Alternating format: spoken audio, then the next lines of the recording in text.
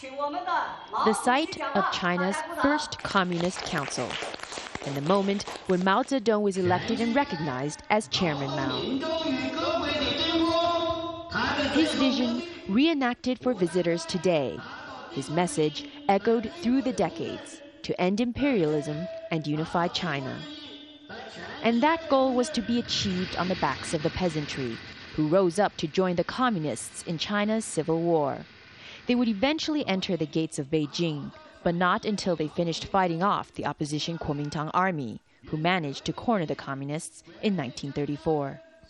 The Red Army had to make a decision, to surrender or make a run for it. They decided to retreat, all 80,000 of them, most of them peasants, and right here marks the beginning of the Long March. Liu Jiangxi was just a teenager when the communists showed up in town. Swept up by their message of a classless society and the promise of land for the masses, he donned the uniform of the Red Army and joined the Long Marchers. Everyone was in it together. It was the same for Chairman Mao. It was about sacrifice. That had a huge impression on us. If the leaders weren't afraid to die, why should we be afraid to die for our cause? Liu Jiangxi survived the Long March. That's no small feat. And soon the land the communists confiscated from millions of landowners was given to people like himself. The farmers enjoyed their land for a decade, but in the 50s, a new plan, with the government forcing everyone to work together on giant collectives.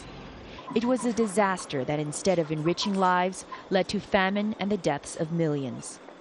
In the late 70s, China would try its third major attempt at land reform. Plots were returned to the farmers. But they never did prosper because the government's push for economic growth focused on the cities and not on the countryside. And 60 years after the peasant revolution, it's still about making ends meet for farmers such as Liang Chongdeng.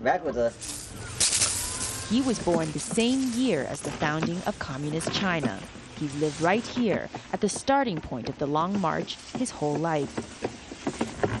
And aside from a few new things to help him out with his rice crop, the troubles remain.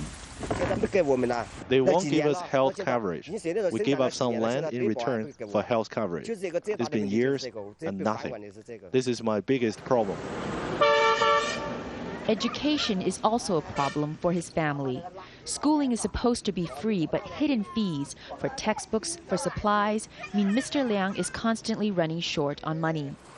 While China's economy has grown so much over the last few decades, it's been the farmers, the ones who brought the communists to power in the first place, who've been left on the wayside. 60 years on, there are still 800 million of them, and they are still waiting for their promised prosperity. Melissa Chan, Al Jazeera, Jiangxi Province, China.